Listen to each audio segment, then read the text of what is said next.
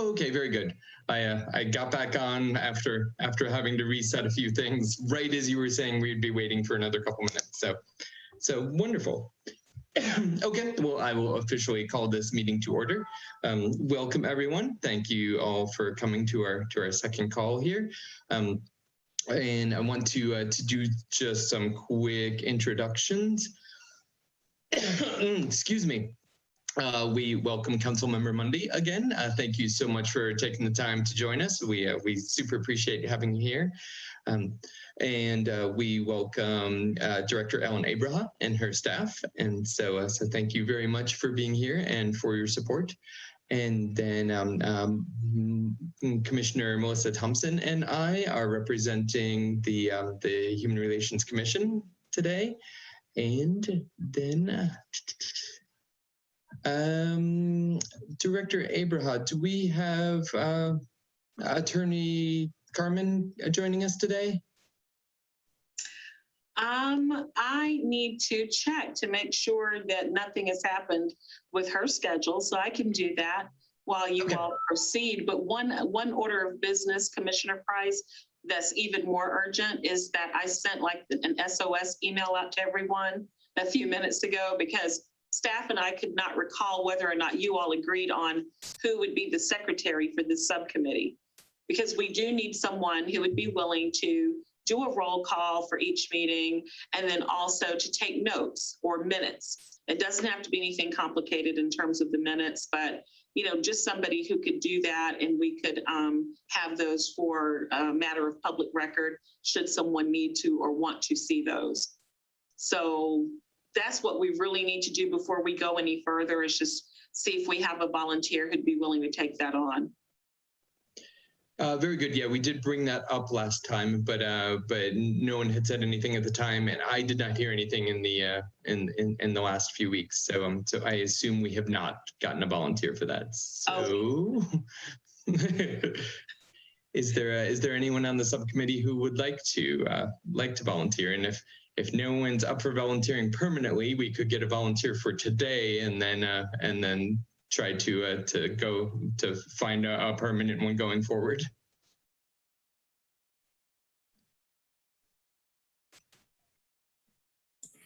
I would be happy to take notes for today. It's possible that at future meetings I may have to tap out at 5 to 5 because of my teaching schedule, but I'd be more than happy to do so for today's meeting. Thank you so much. That is wonderful. Okay, well, with that, then Director Ellen Abraham, I believe we are ready to move to you for the general overview. Okay, what we're going to do for the general overview today is, like I said, begin by definitely including roll call. And so Jamie, I think, did post the roster in the chat. And so, Mir, if you wanted to go ahead and use that for today, our little makeshift roster, you can certainly feel free to do so. And then, of course, if you or whomever decides to serve as secretary down the road, we'll make sure you have an official roster.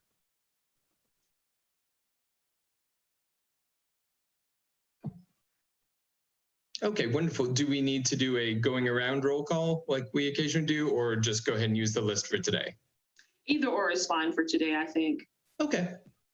I think we can just use the list then and keep moving. I know we've got some topics we really want to dive into today, so as quick as we can get to them is great.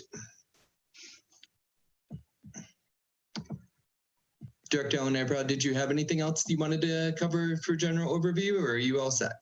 No, I was just wondering if we could go ahead maybe with the roll call. And then after roll call, then we'll get back into, yeah. Okay, so we would like to do before we start, right? We would like to do a verbal roll call. Okay, that's what I was trying to. Please, thank you. Sure. Okay, then we will go through, and essentially what we'll usually do is call out each name. I can do it today, and if you could, when I call your name, if you could just come off mute, say present, and then we'll move to the next person. So, So Maris Carr, and also please correct me if I say your name wrong, just so that we all know going forward. Hi, it's Amaris. Amaris. Okay, thank you so much. No problem. Good afternoon, everybody. Good afternoon. DeAndre Winston. Jake Geller-Goad. Present. Lee Benfield. Jerry Morin. Present. Mir Yarfitz. Yarfitz, present. Yarfitz. Okay, thank you. Thank you very much. And then I don't see, Clint, you're up top. I just totally missed that. It was on the roll call line. Clint Cedillo. Present. Thanks. And Joshua Price, present, and Melissa Thompson. Present. Okay, wonderful. Then we'll go ahead and skip over Attorney Carmen's part, which is item number 4 on the agenda, and we'll go ahead and start getting into our topics, which is very exciting. And then if Attorney Carmen can join us, we'll probably break, get her input, and then go back to our topics. So before we jump into these, I just want to give a quick introduction or a summary of my understanding of kind of how we're approaching this. First, thanks very much for submitting these. Jake Geller-Goad submitted them, and they're very well thought out. We are very, very excited to have some topics to start with. I think it'll be a great jumpstart. We hope to see some more added, but this is a wonderful place to begin. We do want to make sure everyone has a voice, everyone has a chance to give input and thoughts around these on how they might be expanded. There were some thoughts. Jake had some great ideas about how some of these may be actionable quicker than an 18-month report, but we don't want to then lose sight that there may be portions of each that are a long-term, that maybe we don't have to wait the whole way, but maybe we don't have to do stuff immediately. Maybe there's a balance. And so I do want to kind of give that context as we get into this. How we go through the timing, how we do some quicker activities versus the long-term report, how we break into teams to do research, who exactly is doing research. These things are pretty much all up in the air. This is really for this subcommittee to discuss. We have Director Ellen Abraha here, and she is obviously a tremendous resource for answering questions as to how we do that. So do not be afraid to ask. Sorry about that, Wanda. No, that's true. Do not be afraid to fire questions out. She and her team can often do a lot to get us started, to get that ball rolling, to give us the contact information we need. But that work on the ground is really going to come from the subcommittee. And so, oh, hey, looks like my dogs are excited about something. So anyway, we will go ahead and jump in because otherwise you're going to be hearing barking for a while. And so, given that, Jake, if you wouldn't mind going ahead and hitting that first item on the agenda and kind of give us an intro to it and give us your thoughts around it, and then we'll open it to thoughts from the rest of the subcommittee. Sure, I'd be happy to. So one of the items, let me make sure I have the agenda so I'm doing it in the right order. So the first item listed there out of the various policies, I looked around at some other cities, some other municipalities across the state and across the country and tried to look at what kind of LGBTQ, what kind of queer municipal policies do they have because that seemed like the best place to benchmark, the best place to start from is what are other folks doing well, what can we kind of adopt there? And one of the items that I was looking at was possibility of requiring any shelters or other organizations that receive municipal funds to serve people experiencing houselessness in Winston-Salem. If they receive municipal funds, then perhaps we could build in some kind of LGBTQ competency training or requirement, some kind of safe zone training to build into that to make sure folks who are working with LGBTQ homeless people are kind of up to speed on how that works. And I was looking at some of the data, and the UCLA Williams Institute noted that between 20 to 45% of people experiencing homelessness as youth identify as LGBTQ. So that's a vastly disproportionate level of the population experiencing homelessness of the youth are queer, are LGBTQ. Compared to Gallup suggests that 5.6% of the US population is LGBTQ. So you see that disconnect between up to 45% to 5.6%. So there are a lot of people experiencing homelessness who are LGBTQ. And I can say just personally from serving on the board at the North Star LGBTQ Center, we do regularly get calls and requests for people who are looking for various referrals and resource support and people who are experiencing homelessness. So it feels like it is not just we have the studies that say this is happening nationally, but we have some anecdotal experiences that it is happening here in Winston-Salem as well. So can we require some kind of LGBTQ competency training? There are various models for safe zone training. When I was sharing to put this on the agenda, I shared an example from Atlanta where they have a training that they use in that area. And so that was just something I was hoping we could discuss in terms of what can we do here in Winston-Salem for if the city is supporting the nonprofit, supporting the service agency, can we build in some requirements around LGBTQ competency? Does that kind of cover it? I'm happy to answer any questions or share some more thoughts or just open it up for whoever wants to add to that. I think that's a great summary, and yeah, I'd love to hear any thoughts or experiences and along those lines from the group.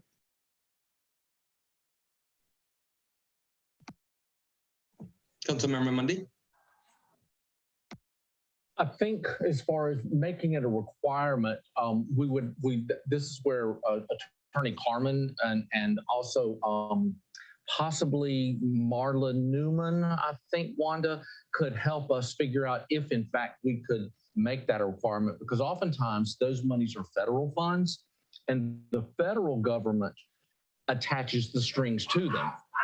And we may or may not be able to add some additional strings. I know we could strongly encourage, but I think we would have to investigate a little bit to see if we could make it a requirement. Now, if it's actual city funds that we're giving out, we have a little more latitude to make requirements. Jake, my question, if I were a service provider, would be who's going to provide that training? Where does it come from? I think probably some of the larger cities. I'm guessing maybe some of the cities that you studied are larger and they have that resource in place. So we would have to figure out if we're asking service providers to get that training, how do we get that training to them? Is it a matter of self-training, buy the manual and learn it, or are there actual trainers who go from location to location to help them out? I think it's a great idea. We just need to dig a little bit deeper to see how we implement it. Yeah, and I would be really interested to know about just what you're talking about, how the funds are coming through. City funds, is it coming from federal or state levels? I did note that the example I shared from Atlanta in particular, they talked about how the Human Relations Commission there, along with Georgia Equality, were helpful in getting that training put together. So I know there are organizations in North Carolina, like Equality North Carolina, that could maybe help in some way. I'm not sure what degree North Star might be able to pitch in. I know North Star at least does provide safe zone trainings, and other organizations provide safe zone trainings too. I know at various universities, I used to be an employee at Wake Forest University. I've gone through safe zone trainings there. So there are a number of models out there. So whether it's optional or required, ideally it'd be required, whether it's a training where we send people in versus they self-train. Self-train would probably be cheaper, be more affordable, but if we could send people in, I think that would be a best practice to have a real dialogue or real training around it. If we can't get it to that level, maybe we could require reporting on the back end. So maybe we can't get a full-on training up front, but we can at least say if you're getting these funds from the city, you provide some kind of reporting about how you've addressed LGBTQ competency in your area, how you're serving LGBTQ people, particularly LGBTQ youth. I'm thinking maybe is it Time Out Youth is an organization that helps serve queer youth in Charlotte. That could be an organization we could connect to and get some information on how they do that kind of work. I've heard from other folks at North Star about how, at least anecdotally, they've heard locally here in Winston-Salem about how trans folks are sometimes isolated, not being able to use restrooms or giving a separate restroom. There are different situations that happen where folks aren't necessarily being treated with respect. There aren't enough beds, enough emergency housing to handle folks who are experiencing these kind of things. So there's a variety of issues going on at play. And I recognize we do have to look at what the city has the authority to require. But I think there are some different models to look at between what other cities have done and looking at some other organizations that might be partner organizations here in North Carolina.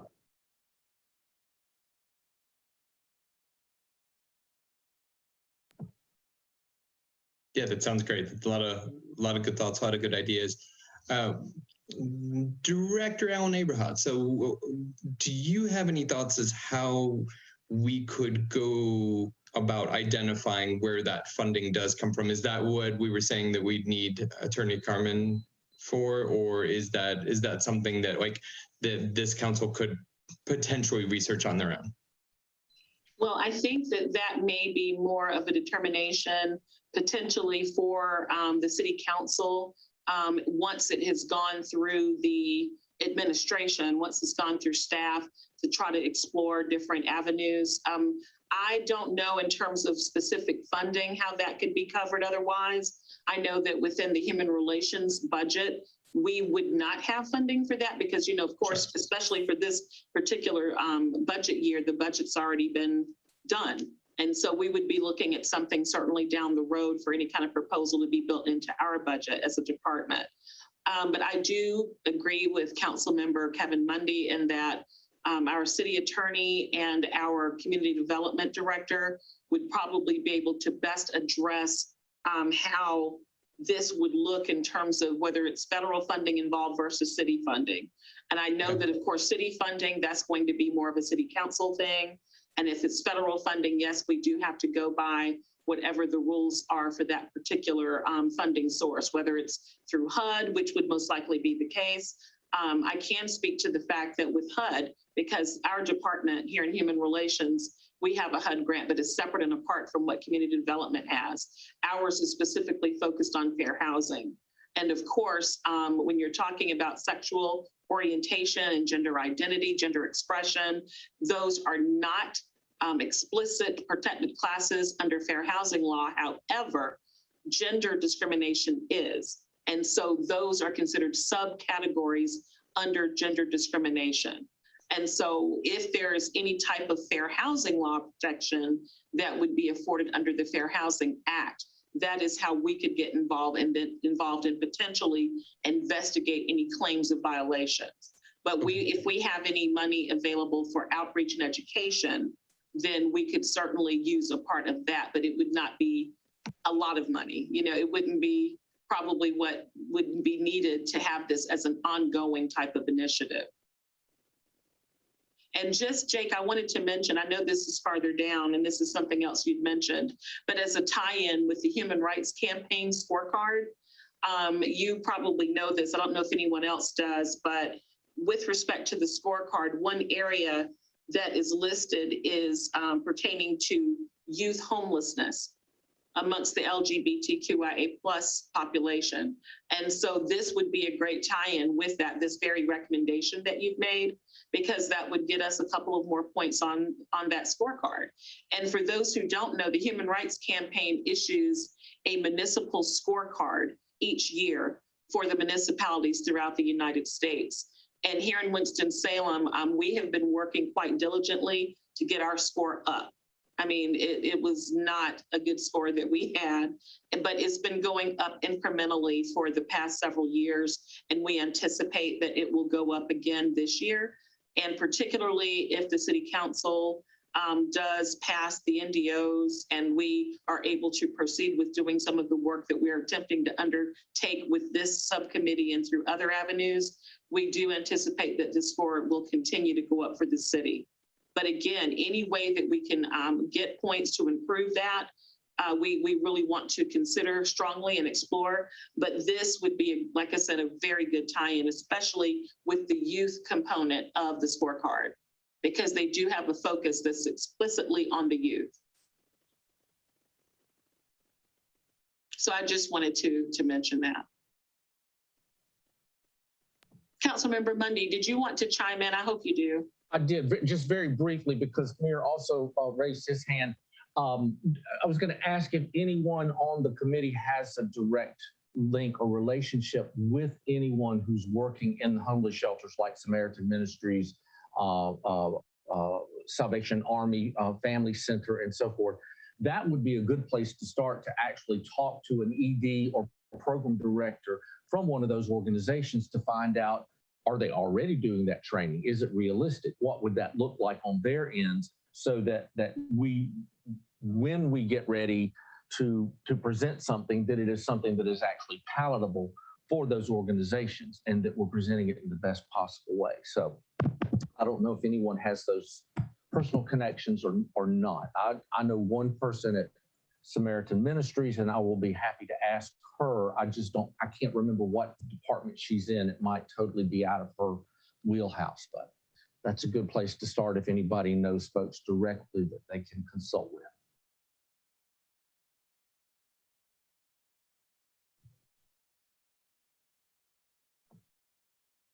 Mir, did you have something you wanted to share? Yeah, I just wasn't sure if anyone was going to volunteer to respond to that.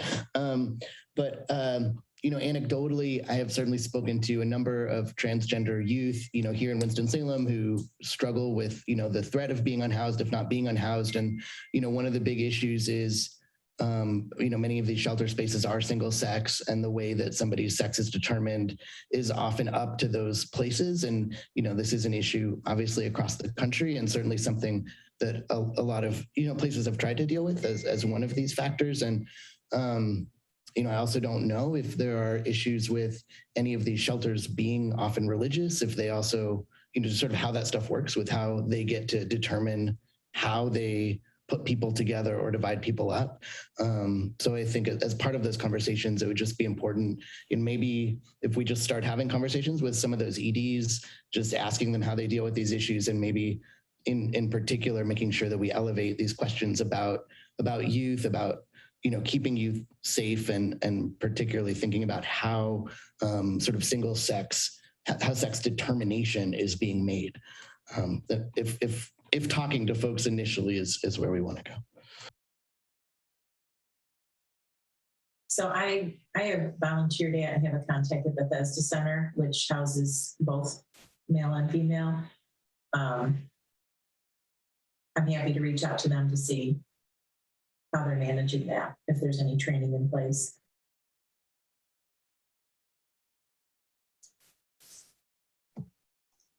Thank you, Commissioner Thompson.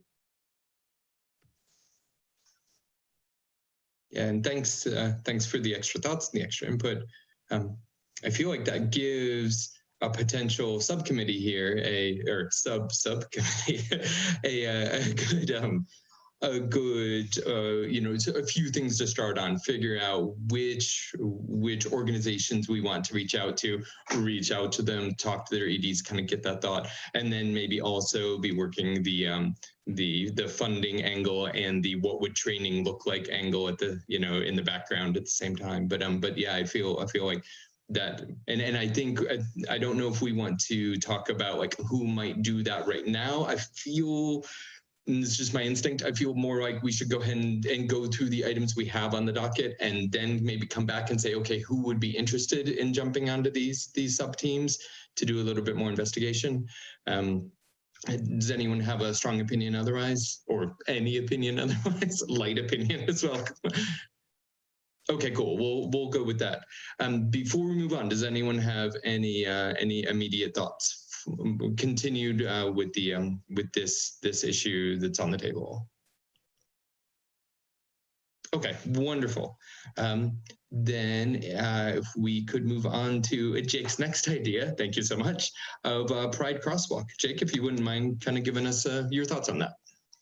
Yeah, I'm happy to share some thoughts here, and I imagine Jerry may want to weigh in as well, because I know Winston-Salem Pride has been looking into this issue. But symbolic support matters for the queer community, especially as a community that's often in the closet and hidden. Having public displays of support matters. Being the city of arts and innovation, I think thinking about what kind of artistic ways can we support folks really matters. I shared when I was putting this on the agenda an example from another town in North Carolina that does have one of these rainbow crosswalks, but really there are examples of this across the country.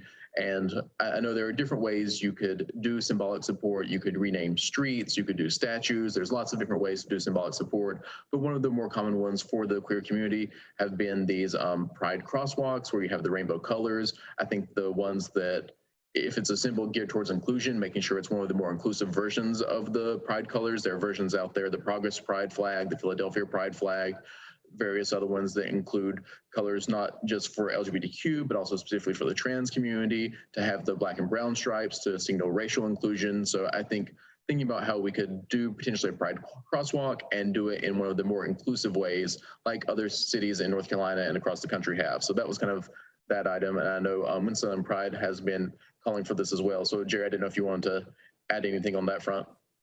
Yeah, I've submitted my proposal to the Deputy Director of Transportation. I had to fill out it's called a mural application, and submitted several examples of ideas, what the coloring would look like, what the different types of flags to use. And we've also, Pride Winston-Salem is ready to help fund if necessary. We would like the section of 6th and Trade, which is the center of our festival in October. We would like to have some sort of rainbow crosswalks in that area, whether it's the whole intersection or just 2 of them. Right at this point, I'll take anything that they're willing to approve. And everyone seems to be pretty receptive of it. So I haven't heard back yet, but it's got to go to the city and it's got to go through that process. So hopefully we'll hear something soon. Because like I said, I do want to get it done before October 16th, when our festival is. But we've also been approved for our proclamation where we changed the city street to Pride Winston-Salem Way. It goes down, starts at Trade Street at 4th and runs down all the way to 7th Street. There'll be 3 street signs going up at the corners of 4th and Trade, 5th and Trade, and 6th and Trade. Those go up in September. That's all I have.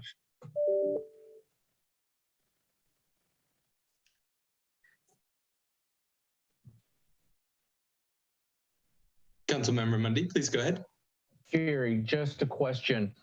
Is this meant to be a permanent change, much like the Black Lives Matter on Main Street? Kind of it's there until it wears away, or is it just during the month of October, or what are you asking for? I did not have a chance to read the application, so just fill us in on what you're asking for. I'm asking for a permanent painting, mural, whatever they want to call it. Okay, good. We're just trying to figure out logistics, who's going to paint it. It's not going to be me, I don't paint.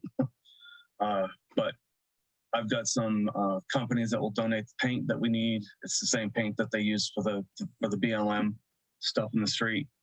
But yeah, we want to have it permanent. Okay, thanks. We'd like to be able to unveil it in October, but we'd like to have it permanent.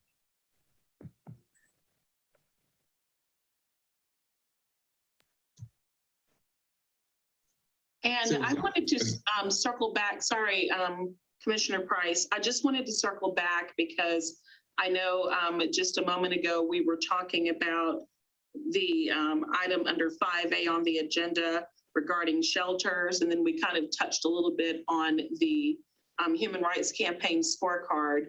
And I wanted to recognize that we do have our city attorney, Angela Carmen, who is on the call. She has been in court tied up. I have been harassing her with different things all day, knowing that she's busy, she's juggling like she always is. And the fact that she was able to still squeeze this meeting in amazes me. So Angela, I just want to thank you for even having enough energy to join us today. And wanted to catch you up on the fact that we have touched on the fact that we have a point of discussion regarding requiring LGBTQ competency training for shelters receiving municipal funds. And Councilmember Mundy brought up a good point about the fact that some of this may overlap or kind of tie in with the fact that some of the funding may be federal funds issued through community development and other entities maybe within the city. So I didn't know if you could touch on that and also how that could tie in with the human rights scorecard, because we also mentioned the fact that, of course, on the scorecard, there's a section about youth outreach. And one of those little items up there pertained to homeless shelters and doing outreach with youth in that light too. So I know you and I've worked on the scorecard for years, but wanted to know if you might have anything you'd want to share about either. Sure. Good afternoon, everybody. And I apologize, like Wanda said, I was in court. But in terms of the question relative to LGBTQIA training connected to the homeless shelters and the funds that they receive, I think we'd have to look at the source of the funding, most of which is federal funds. And I think there may be some state funds tied in with the program as well, provided there are no policies that would preclude such at either the federal or state level. I wouldn't see a problem with that, but I think I would need to check the source of funding and make sure that's okay with both agencies. In terms of the scorecard, I will say that the current scorecard shows a score of 65, which I anticipate will increase once the ordinance is adopted, which we now have scheduled for City Council's consideration on August 16th. So once that's done, when I say ordinance, of course, I'm referring to the non-discrimination ordinance for public accommodations and employment.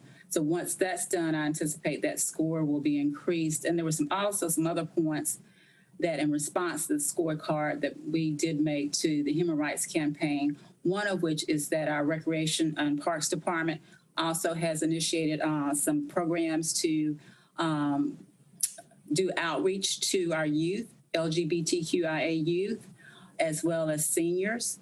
Those programs started, I guess, in the spring, and they're looking to do more programs as well as the Community Development Department. So once those get underway, I envision that score increasing as well. So that's all that I have to contribute. Thank you so much, Angela. You're welcome. I'd be happy to answer any questions, but that's it.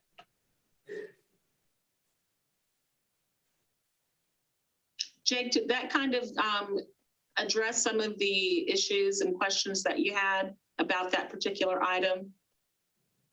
Yeah, for the shelters, I think that once we have the additional information about where the funds are coming from, but it sounds like City Attorney Carmen is saying, as long as there aren't specific restrictions saying we can't add on additional requirements, then we're allowed to, if I'm hearing that right. So if we find out where those funds are coming from, if we're allowed to add in those requirements, whether it's trainings on the front end or additional reporting on the back end to show how the various service agencies are supporting the queer populations they're working with, I think that'd be great.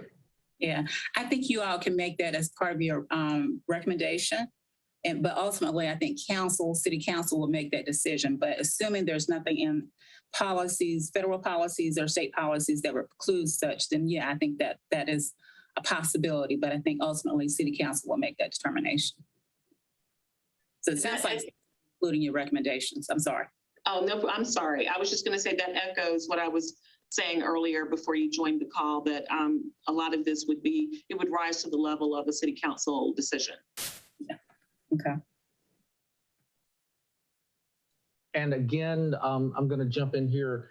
As part of the research and recommendation that this group makes, when you make a recommendation, the City Council is also going to ask the question, how much will it cost to implement this? Does it have a budgetary impact? So as you're looking at potential training models and so forth, part of the recommendation needs to be, we recommend this, and the price tag associated with it is that. So that's going to be very helpful.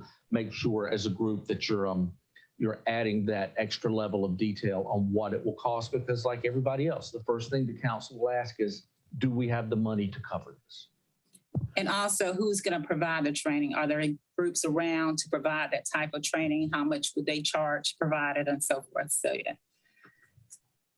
Yeah, that all sounds right to me, especially making sure we've got our I's dotted and T's crossed before we get it to the council. I also wonder if we have the authority as a subcommittee to make these recommendations before the 18 months are up. Say we get 12 months, 15 months into this, we've got together some solid recommendations. We want to send them to the city council, but give them time to send it back to us to flesh it out more if they have questions. And so I wonder if we have the option of making recommendations before we reach the end of our tenure as a subcommittee. Could we make a recommendation earlier than that?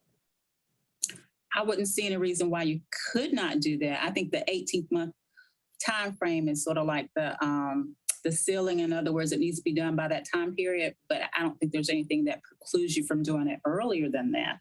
I'm not aware of anything. Wanda, are you aware of anything? Well, I'm just wanting to make sure, Angela, that I'm understanding, because the 18-month time period is the time period that was provided to the subcommittee to make recommendations in the form of a report to submit to the Human Relations Commission. The Human Relations Commission is to review that report, provide feedback, and if any changes or revisions or discussion need to be had, then they can do that. And then ultimately the HRC will forward the report on to the City Council. And so my thinking is this going to be looked at as a recommendation of the committee as a part of that report? Because that is the task at hand. That's the purpose of the subcommittee, is to make those recommendations in the narrative of the report. And then, of course, I mentioned earlier that, of course, with our budgets, we plan out ahead of time, you know, with our budgets, and we're in a current budget year right now, which means that if we needed a budget item or a line item to go towards specifically training or consultants to do the training or whatever it may be, then it would not be something that we would be able to point to and rely on in the current budget. So that's a whole other process that the department would have to undertake, and maybe look at a budget amendment, and then you still have to have a source of the funding and so on. So that's why I was just trying to make sure that we do this in a timely way. But again, that's all like the bureaucratic process, Jake, of how things work. But I just wanted to manage expectations so that you didn't think that, okay, you know, as long as we do this and we make this recommendation, then the city can just make it happen just like that. Because there is a process, especially when there is something being requested that was not budgeted for. So I just wanted to manage that expectation. But of course, once it reaches council level, like I keep saying, with the city council, then that's a whole different ballgame, because of course, if they designate some funding or identify funding, then it can certainly happen whenever they deem appropriate. That sound about right, Angela? It is. But I understood his question more of the report itself and that being an item in the report, and could that report potentially be presented before the 18 months is up? So. Oh, Jake, is that what you were saying? That went over my head if that's what you meant. That was certainly a piece of it. Could we make these recommendations of this report earlier than the 18 months? You all can conclude, I think, before the 18 months. Yeah, absolutely, you can. I don't see anything that would bar that either, Angela. Yeah. But it's good that you added the additional information in terms of the budget process, managing expectations. That was more information than he probably ever wanted to know, but I just wanted to make sure I put it out there. But thank you. So Commissioner Price? Yes. Okay. Awesome.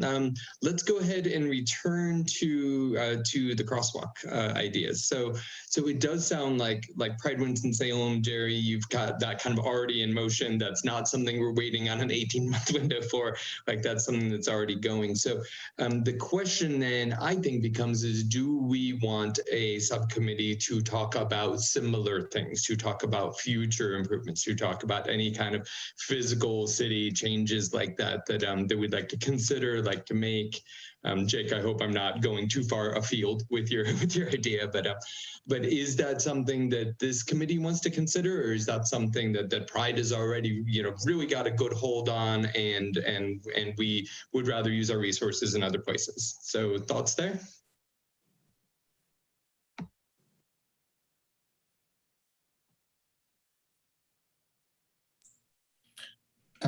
I wonder if this is a place to consider what's going on with sort of bathroom signage and sort of single stall bathrooms versus multi-stall bathrooms.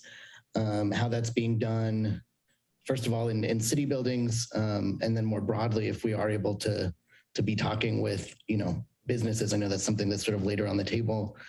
To me, this it's sort of somewhat related to the crosswalk in that it's a physical improvement, but it also relates to, it would relate to a lot more spaces, and sort of what's the general bathroom policy, how those signs are done, how people in those buildings want to deal with that. And Mir, I've noted that as being one of the items for consideration. What would probably be a good way to organize all of this information that's listed on the agenda and what you've just mentioned is for the committee to hear more or less like a little mini presentation in terms of what each item means and what's being asked. And then you all kind of go back and decide which ones you definitely want to focus on that could be a part of your report. Because now, when we talked at the first meeting, we talked about the fact that what would probably be a good way to organize everything would be to have some general categories so that you all can get a handle and a grasp on this. And so if you want to have something about businesses, if you want to have something about city facilities, if you wanted to have a housing category, and maybe you wanted to have a category for youth, and then maybe outreach in general, just an example. Those would be 5 general categories that could be in the report as your sub areas. And then under each of those categories, you can then have specific action items for consideration. But again, this would be something that you all would talk about, plan, propose, and that type of thing. But it would seem like just based on what you're already discussing and what's been laid out, those might be some general categories to start with. And then if you don't like those, you can always tweak them and change them as time goes on. But I think that may help everyone to kind of better organize where you need to go, the direction you're trying to go in, and what falls where. And then if there's something else that someone comes up with that doesn't fit under one of those categories, then you can maybe X one of them out or add one. Because there's no limit on your categories. You just want it to make logical sense so that when it's reported to the HRC and the city council, they can follow what you're trying to accomplish. That would just be my recommendation. Mm-hmm. Councilor Mundy, you were trying to jump in, right? I was waiting for you to finish. Wanted to just say I agree 100%. I had actually looked at 3 categories. Visibility and outreach is one, economic mobility is another, and social services is a third. And I'm not suggesting that these take the place of the 5. I'm just throwing that out as an idea of, I think you're absolutely right. There are so many ideas, so many potential ideas. How do we categorize them? And remember, guys, I am super invested in this cause, but I'm only one of 8. And some of the other council members are not going to be nearly as invested, nearly as well versed. So whatever you present has got to be easy to understand. It has to make sense from an economic kind of and a business perspective. So if you have categories that kind of resonate with those board members, with those other council members, I think they will understand your recommendation better. But I think that's a great way, whether it's 5 or 3, or whether as this whole project starts to take more form, the categories kind of name themselves. I don't know what's the best way to do that, but once you start categorizing, you can pull the idea and go, aha, this is a visibility issue. Aha, okay, we want the city to have job fairs for the LGBTQ community. That's economic mobility. So I think that concept is spot on.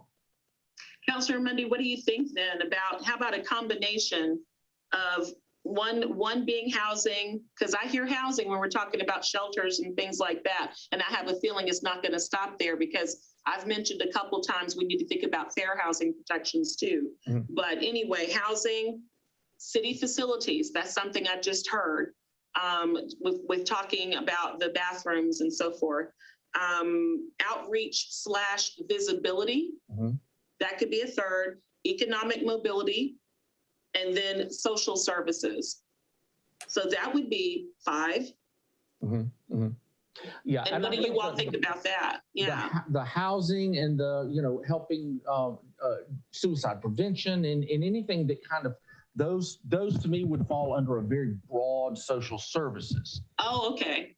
So the housing, if they need housing, that's a social service. If there's a, if there's a nonprofit in Winston-Salem providing that service, it's a social services. That to me is just a very broad umbrella term. But How do you get more specific about housing if we feel like that is specifically a need or a consistent place where there are violations. The only reason I mention that is because when you think about fair housing, that can get kind of broad in and of itself. Because you're talking about outreach, education, and then fair housing, like I mentioned, sexual orientation, gender identity, sexual expression. Those things are not in and of themselves protected classes of persons under fair housing law, however gender is. Those are subcategories that are interpreted to be violations under gender, under that umbrella. And so that in and of itself is kind of a big chunk. And then when you're thinking about landlord-tenant matters, sometimes things may not rise quite to the level of being a fair housing violation, but there may just be some landlord-tenant matters that are going on that may touch on some of these areas. And so I just didn't want to ignore that completely because eviction diversion is a hot thing that's going on right now. Just lots of things that are going on in that particular category. And I would not want to feel like I'm dominating the social services piece with the housing piece. Because I could go on and on telling you all some of the things we see and hear. Yeah. Unfortunately. But then I guess what we need to do is just ask the committee to decide whether or not these categories are sufficient for now, so that we can go ahead and continue the conversations about these suggested items from Jake and from, I think it was Mir, and we can kind of put them where they belong with the categories and then move forward with other ideas. Yeah, these categories may also help the other committee members generate some ideas. Because, I mean, Jake has been very prolific in his suggestions, but we need to bring all voices to the table with suggestions. So for me, having this list of categories would help drive some idea generation. So do you think it's appropriate to have the committee to take a quick vote? Josh, Commissioner Price, what do you think? Sorry, I had a golden retriever asking for attention here. Sorry. No, you're fine. Yes, I think that's a great idea.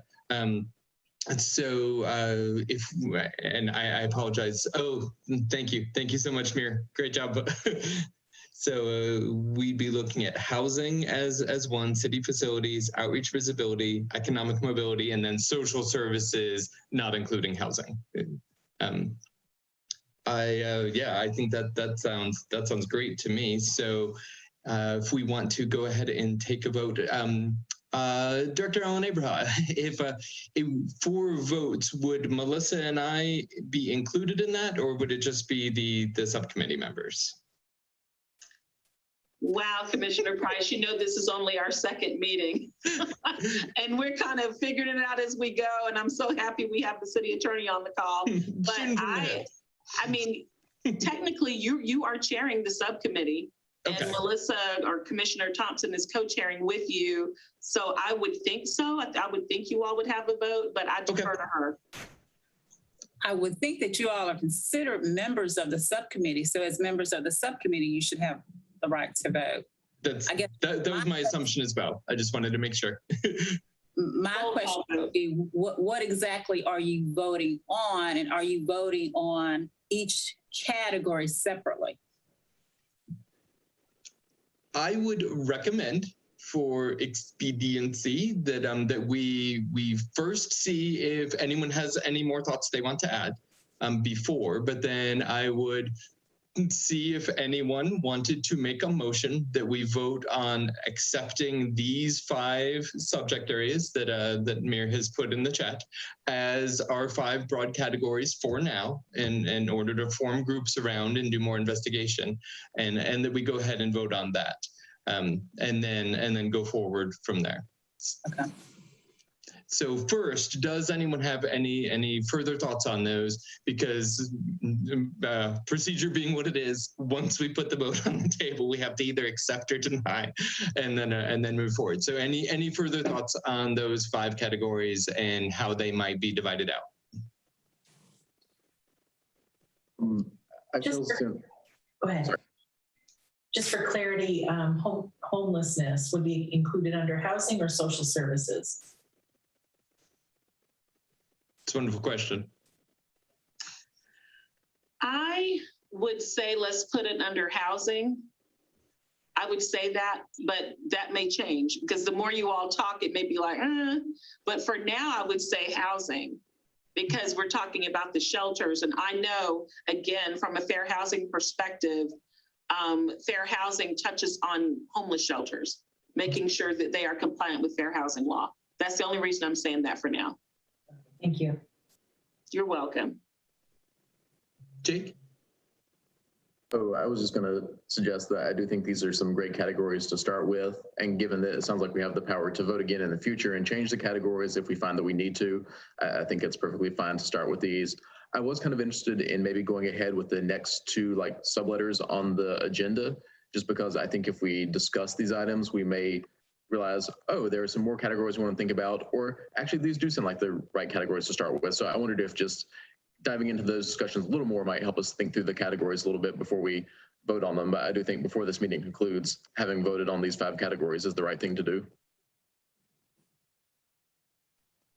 I like that. Okay. Any other thoughts there? Okay. No, I like that, Jake. Let's go ahead and move on to our next item, which was LGBTQ business support. If you would like to kind of give us your opening thoughts there. Sure. Well, I added this one to the agenda because I looked around at other cities and places like New York, Chicago, Baltimore, Los Angeles, Nashville, Philadelphia. Some counties, some states include LGBTQ and queer-owned businesses in their definition of minority and women-owned businesses. And so I was wondering if there are any ways we can kind of lift up and support queer-owned businesses in the area. And I know that's in some ways, there's a lot of discussions between businesses and LGBTQ stuff going on right now because of the non-discrimination ordinance, which is business related in terms of making sure in terms of employment and public accommodation that discrimination isn't happening, which is kind of a separate category than this. This is about making sure that queer businesses get lifted up. I also recognize that in North Carolina, we're not a strong home rule state. There are probably limitations from the General Assembly in terms of statutes of what we're allowed to do. And so I don't know how far we might be able to go down that road or not. So I was really interested in hearing from anyone who might have a better legal understanding. Are we allowed to pursue this? Are we able to make sure when we talk about lifting up businesses, are we able to include queer-owned businesses in that model or not? And if we can't do it at the same level we might do with other businesses, is there anything we can do around recognition? Can we have a webpage that says, hey, we encourage people to shop here, even if we can't go to the full level of like, let's direct some city funds here or whatever the case may be?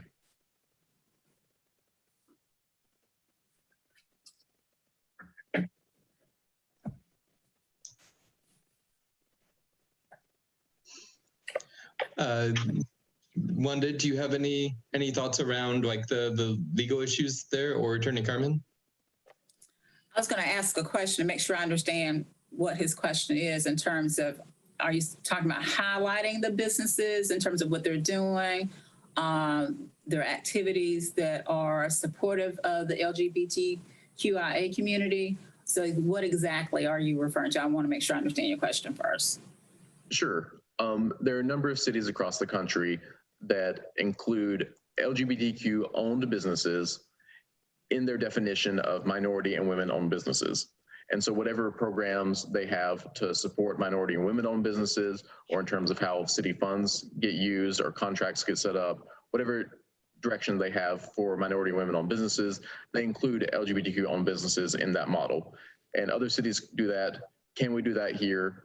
Does the General Assembly and state statutes allow us to set something up like that? I think based upon the definition of minority and women-owned businesses in the statute, which is what we have to go by here in the city. I don't think that's allowed, but I'll be happy to check into it. And there is a specific definition in the statute that governs our MWBE program, but I'll be happy to look into that question and get back to you all. But I think that's probably not going to be allowed by the statute. Thank you. I appreciate you checking into that. I just wasn't sure if we'd be able to go down that path because of the state level statutes. And if we can't go down that path, are there other avenues for us that could support businesses or at least lift them up, promote them in some way that doesn't violate those statutes, that may be kind of a lesser level of support, but still something to recognize or honor those businesses? Sure. And Jake, my understanding has always been we have to, as a city entity, be mindful of promoting some businesses over others. And so it would be walking a fine line with that too. It's like, for instance, in our department, we're not allowed to suggest specific attorneys or whomever for people to go to if they need representation or assistance. And so I know that that's something that we would have to be very mindful of, because we are not, in my understanding, not supposed to be promoting or recommending specific businesses over others. So that may be a limitation, is in addition to what our city attorney has described. I have a question. Could the city, under its LGBTQ umbrella, advertise or use like North Star's directory that identifies certain LGBTQ owned businesses? Would that be something that the city could use? If the city can't directly identify those, could they use the directory as like an approved directory? Jerry, are you suggesting that the city can direct people to North Star as a resource, and there they could find a list of gay-owned business, queer-owned businesses? Right. What do you think about that, Wanda or Attorney Carmen? If we have on the city page resources that the LGBTQ community could access, and one of those resources is North Star, and then if they start going a little deeper in North Star, or even on North Star's landing page, they could have a list of gay-owned businesses. Let me give that some thought. To the extent, I guess, we do any of that just as a resource for individuals and not as a recommendation or a suggestion, then perhaps that's okay. But let me give some thought to that, and let me look and see also what's on the city's website in terms of other resources that might be of a similar nature. Sorry, Jake, I wasn't trying to cause North Star's extra work. But that's my initial thought. I don't know if Wanda has anything to add. I don't. I was thinking along those lines, Angela, in terms of when do we make referrals? When do we do that? And usually that would be in situations where people are seeking resources for assistance with, for instance, like right now, this is heavily on my mind, like with eviction diversion, if they need money for that, or if they need utilities assistance or things like that, or if they need to know where to get clothing or food, those are the types of things that we will refer. But as far, again, as businesses or anything that's business related, we don't do. So yeah, I totally agree with what you said, Angela. I don't know if this is still around. Back in the day, they had, I think it was called First Line, which is like a publication with various resources. And is that still available? Jamie, do you know whether First Line is still going on? I think they stopped it, or Iris. I think it was something that DSS used to do, and Iris hailed from DSS. But I don't know that First Line is going on anymore, Angela. I think now there may be some iteration of it that CityLink 311 may engage in, but it's very limited. It's not like First Line used to be. Okay. Well, maybe that could be added as an additional resource to that type of publication or information. But I'll look into that as well, see if it has that type of resource. System. Okay.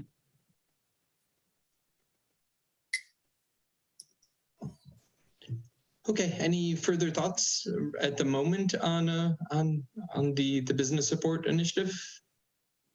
Of these categories, Jake, or anyone else, do you see where the business recognition would fit in one of these categories? Economic mobility? That's what I was thinking. I mean, if we're helping someone improve their business or get their business off the ground or get visibility for their business, I think that would go into economic mobility. I mean, one of the things we wanted to hear was your additional ideas to see, are your ideas matching up with this list of categories? So I agree, Councilmember Mundy.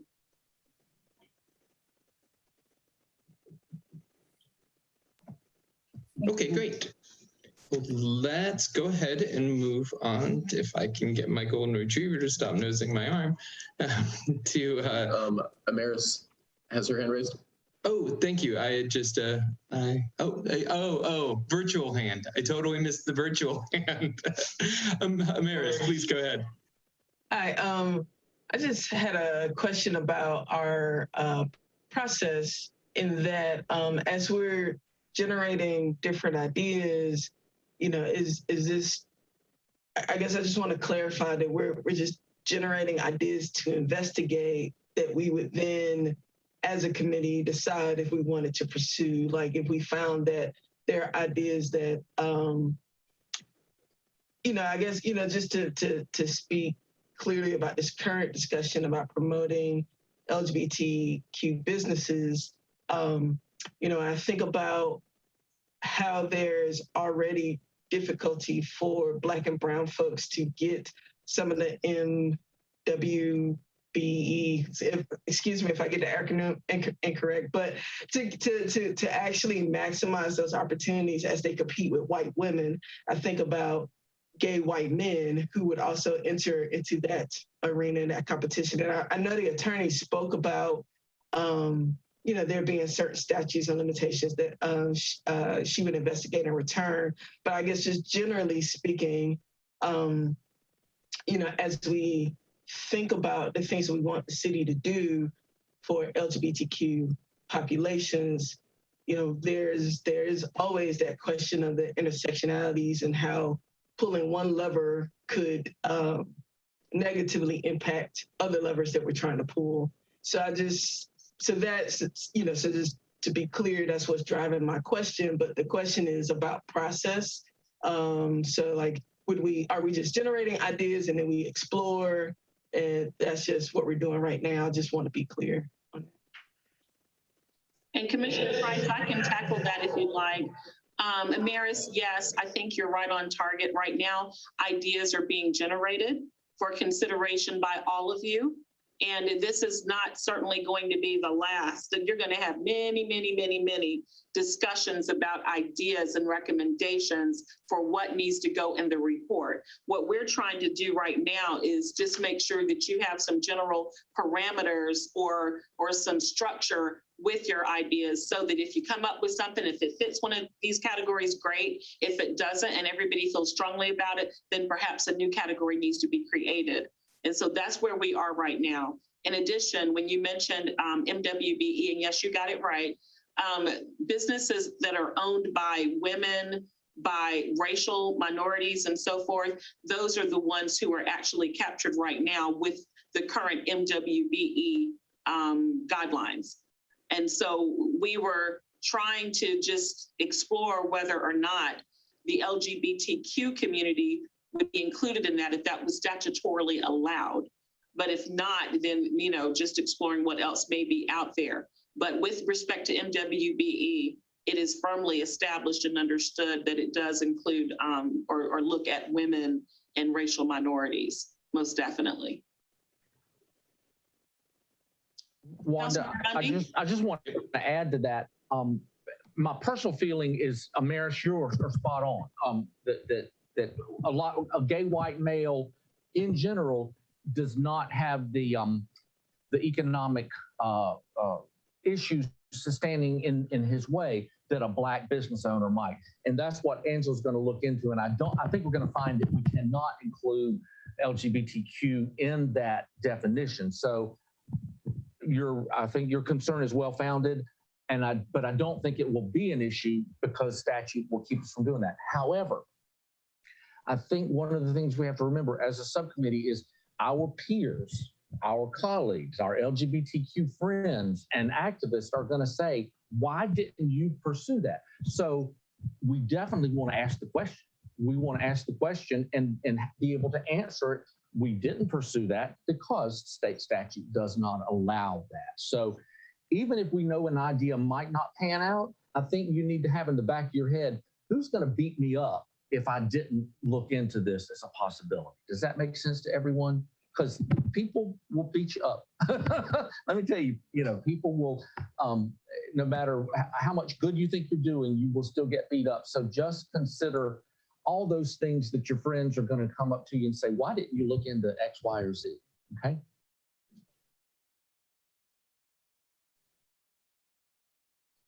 And that all said, I want to thank you, Amaris, for speaking up. That is one of the core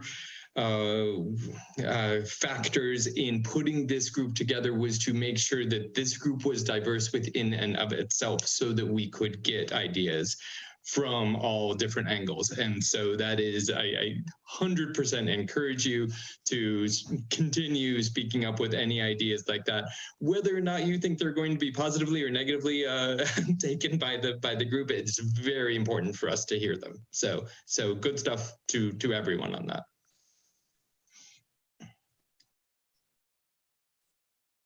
Okay.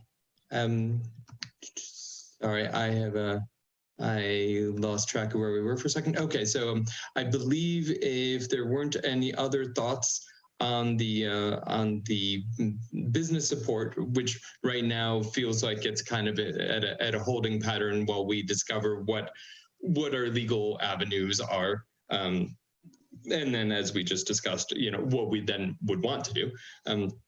I think we are ready to move on to the municipality score.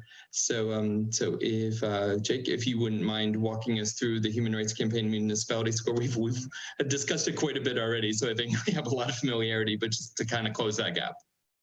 Sure, yeah. Since we've already discussed it, I won't go into great detail, but I did drop the links in the chat for Winston-Salem score from 2020 and our nearest neighbor, Greensboro's score. And you'll see they're 25 points ahead of us. I recognize we can't get to a 100 score. That would require, I think, some things that the state probably won't allow us to do. But in terms of thinking about what things are we allowed to do that state statutes won't limit us, I think we can at least get up to a Greensboro level score. I think nearly half the cities that were ranked in North Carolina are higher than us.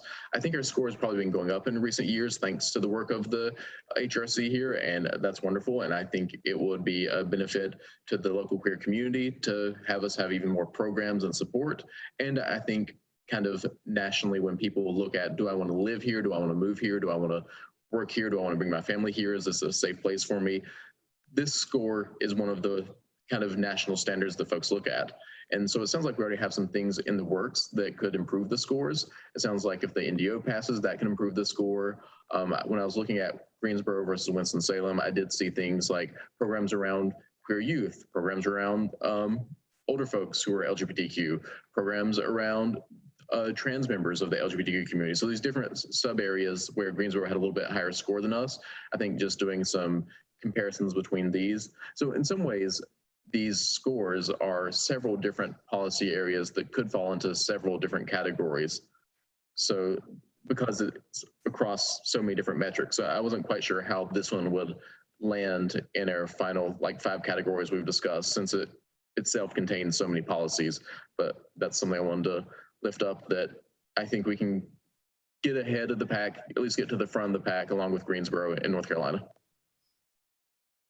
And Jake, again, that is something that, yes, Angela Carmen and I have been working on quite diligently for the more recent years. And so, yes, the score, believe it or not, even though it's still significantly behind Greensboro, as you said, it's gone up quite a bit over the past 2 to 3 years, which is surprising. And it's kind of sad that it was lower than this. But we are getting there. We are making strides.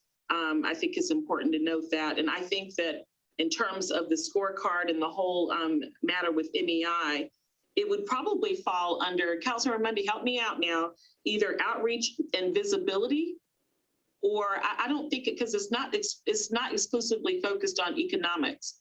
You know, we're talking about a lot of social justice types of things too. No, it's yes, it would be visibility, because we can point out to our own community, look at our good score. We can point to businesses who may be considering Winston-Salem as a place to do business. We can point to that score as a welcoming and an inclusive work environment. At the end of the day, though, I don't know that there's like a single thing that you would focus on. I think it's all the other things that we're talking about doing that will help push that score up.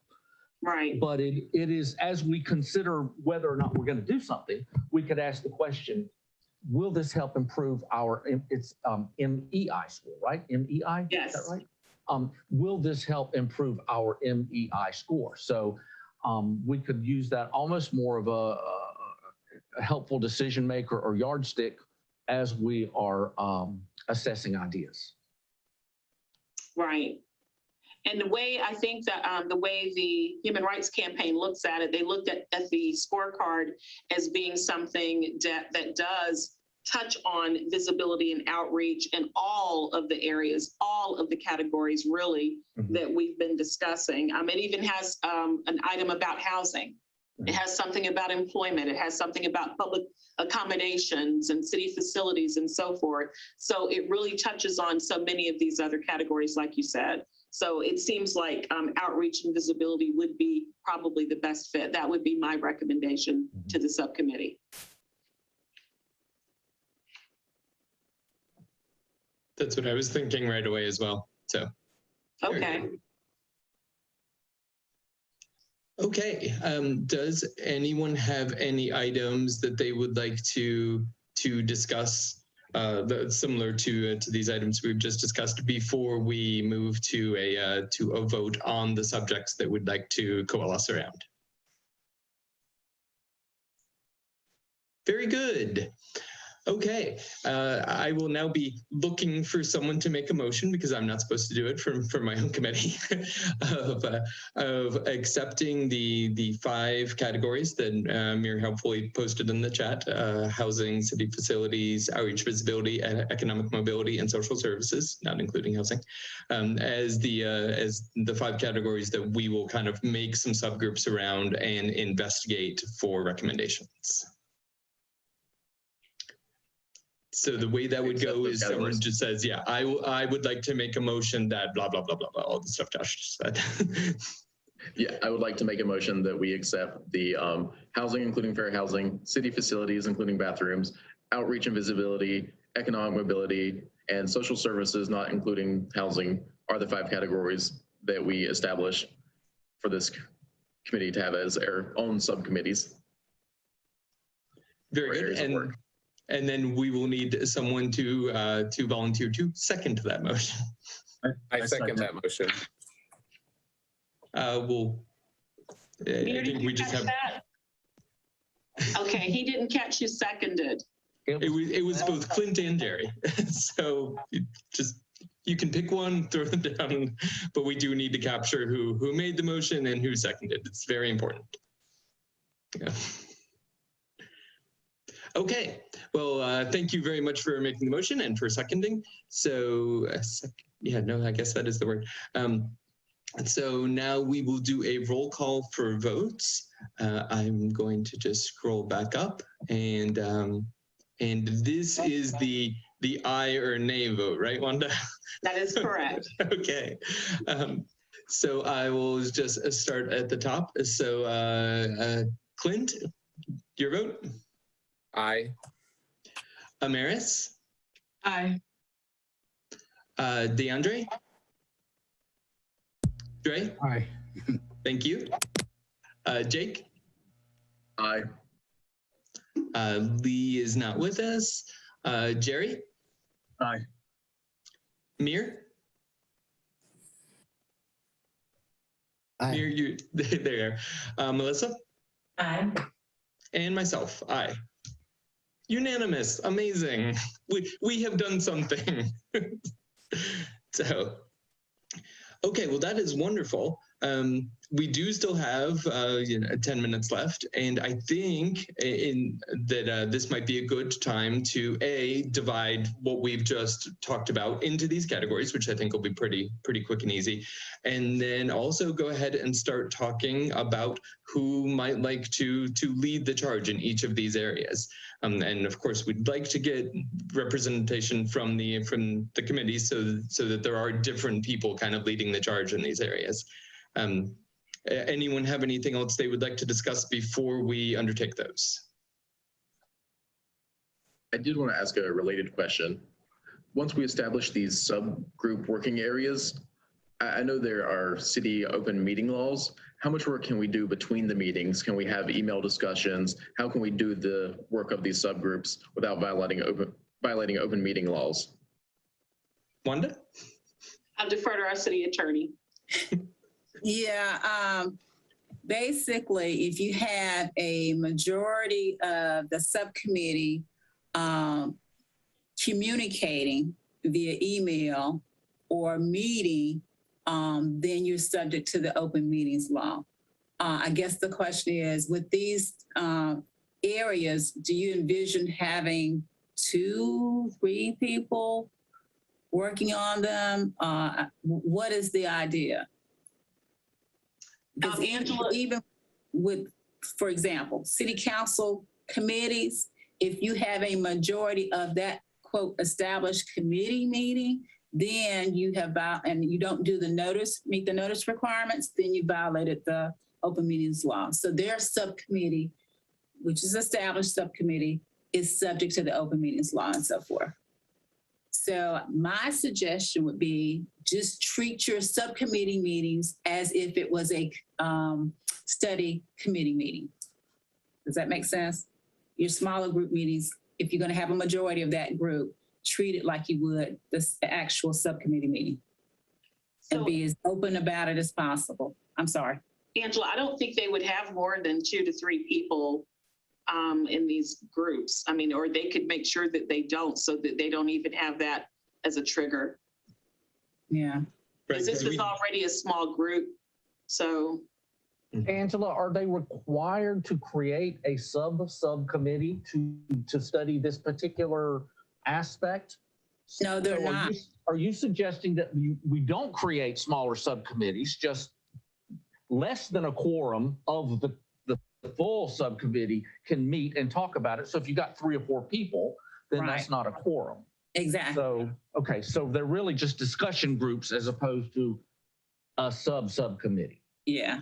That's what, I mean, that's about the only way you can do business. I will tell you guys, the open meeting laws can really hamper getting things done. I understand the purpose for them, but it makes it difficult. So if there is a way to skirt that, I'd suggest doing it. It just allows you to work a little more efficiently and get things done.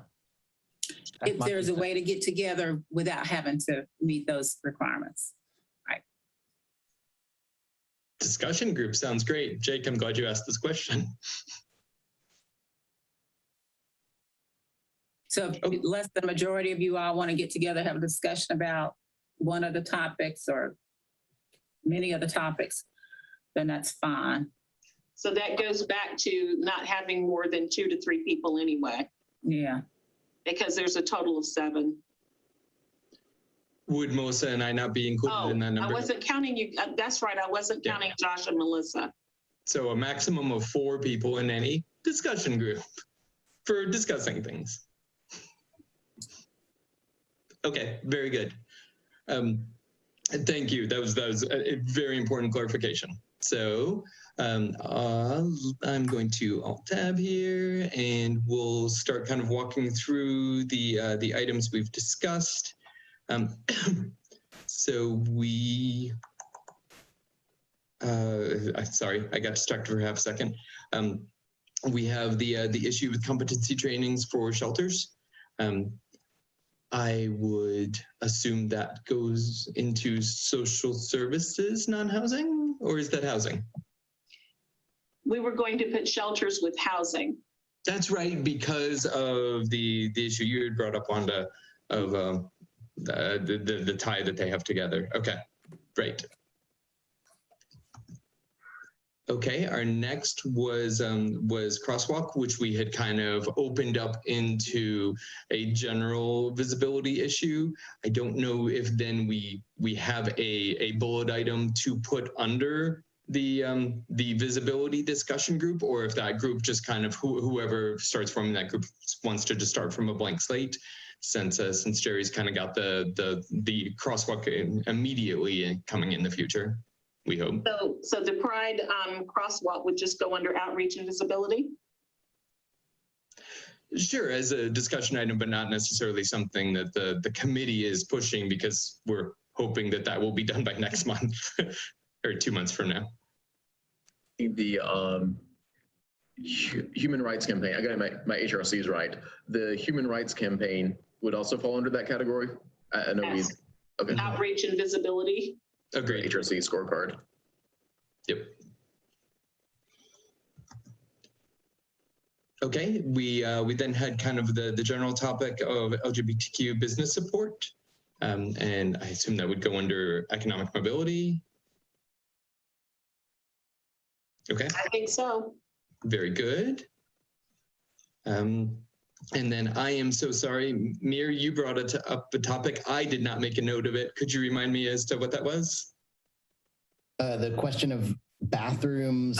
Yes. Both single and multi-stall bathrooms in city buildings primarily, but more broadly, across businesses and other things. Do we have guidance in this, or for appropriate bathroom labeling?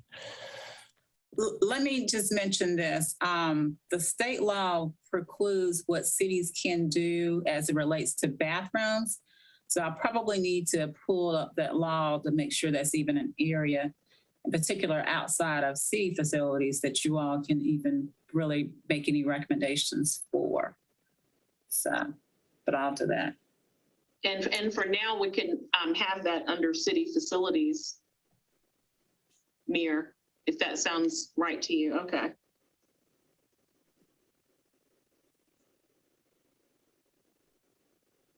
Okay, wonderful. Well, I believe that was all the topics that we had discussed today. Obviously, we can add more topics as we go forward. I think it would be appropriate, I know we just have a few minutes left, but to go ahead and get some volunteers for each of these areas. We've got 8 people on right now, and so maybe we shoot for at least 2 per category, or I guess that's not how math works, Josh. But but if we could get at least 2 per category, that would mean that a couple people would be doubling up. But I think that's perfectly okay. Does that sound reasonable to everyone? Okay, well, wonderful. Let's start at the top and get some volunteers. So who would like to be on the housing discussion group? I would. This is Dre. I know I don't have my camera, but we've got Dre and Jake and Melissa and Mir. That's fine. 4 is our limit. So.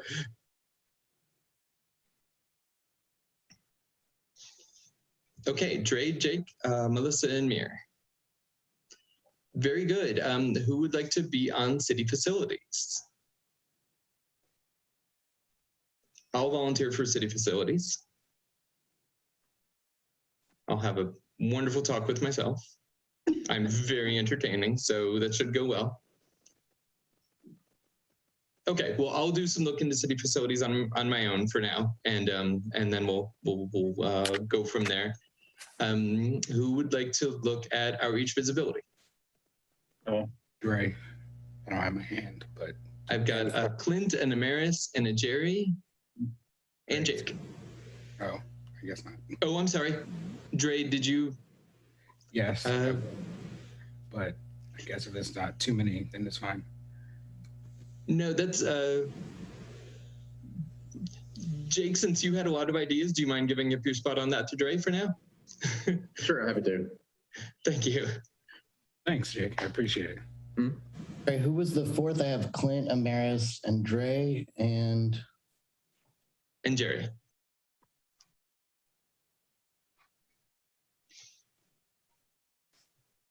Economic mobility. We have Jerry and Clint.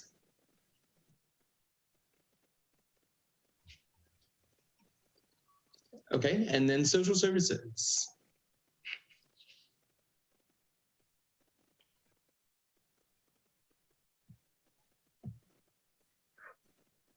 I will sit on social services if someone will join me. I'll sit on it with you. This is Dre. Okay.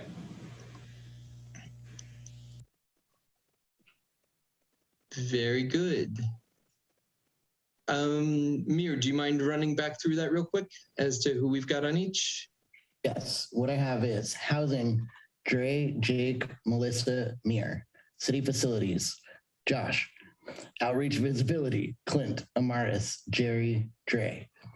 Economic mobility, Jerry, Clint. Social services, Josh, Dre.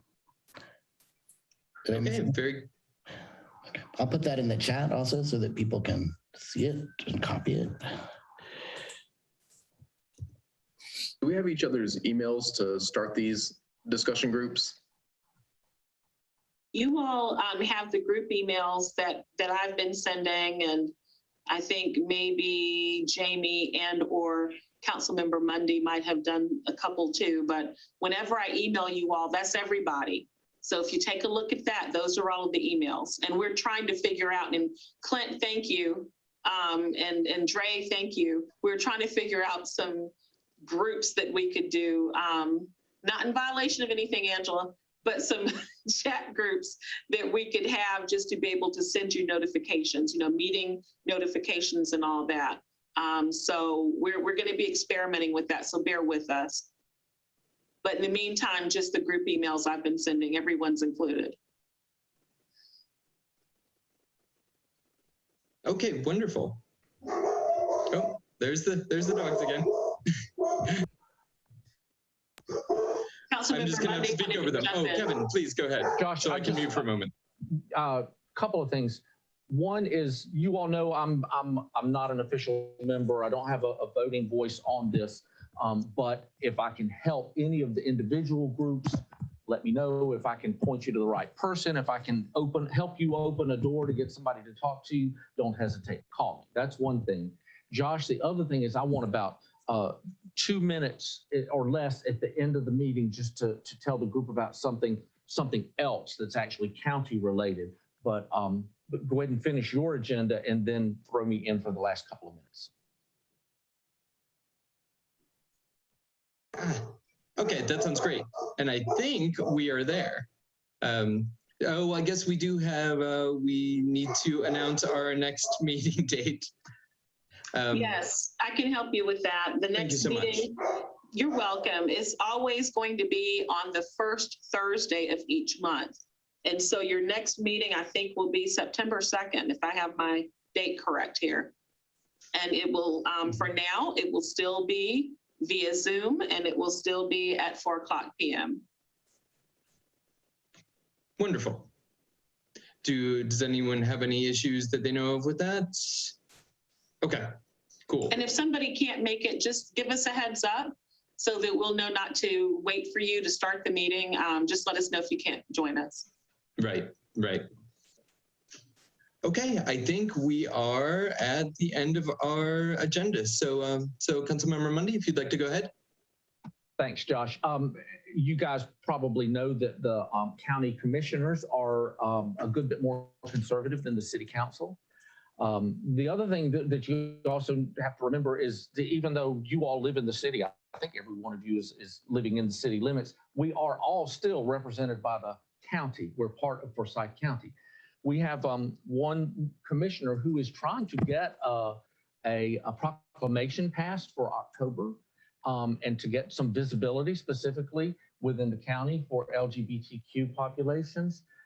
And she has run into a good bit of resistance. So what she has asked me to do is help mobilize some folks who will either come in person to the next county commission meeting, if it's live, if not, sign up for Zoom and speak up to 3 minutes on why you think that the county should help pass this proclamation to give some visibility to LGBTQ folks. So I had hoped I would have this information from Tanya McDaniel prior to this meeting, and that email didn't come in. So when it does, I will shoot it out to all of you, but I wanted just to, as a group, tell you what the purpose is there. She just needs some support from the community to help the other commissioners see that there is a reason to be supportive. Okay. That's all I got, Josh. Very good. Thank you so much. It's good to know. And this is a good forum for that. So great stuff. Okay. Well, any last minute thoughts before we close up? I have a question about, so where do I send the minutes to the entire group email or just to certain people? Mayor, you can feel free to send the minutes to me. And thank you so much, Mayor. And we will be looking for a different volunteer next time. So everyone get your volunteering ready for it. And as long as we're doing announcements, I just wanted to mention really quick, it sounds like the next phase of the non-discrimination ordinance will be considered soon by the General Government Committee. If I'm remembering correctly, I think the General Government Committee will weigh in on that on the 10th, and then the City Council could potentially vote on it by the 16th. So for folks who want to tune in, keep an eye on those. Awesome. And Jake, thank you again for all your ideas for today. It really got us kickstarted, and it really, I think, put a lot of great things on the table. So super appreciate that. Okay, well, if nothing else, we will go ahead and call this meeting adjourned. Great stuff today, everyone. I look forward to talking to you in a month, if not sooner, and have a wonderful weekend. Thanks, Josh. Yeah.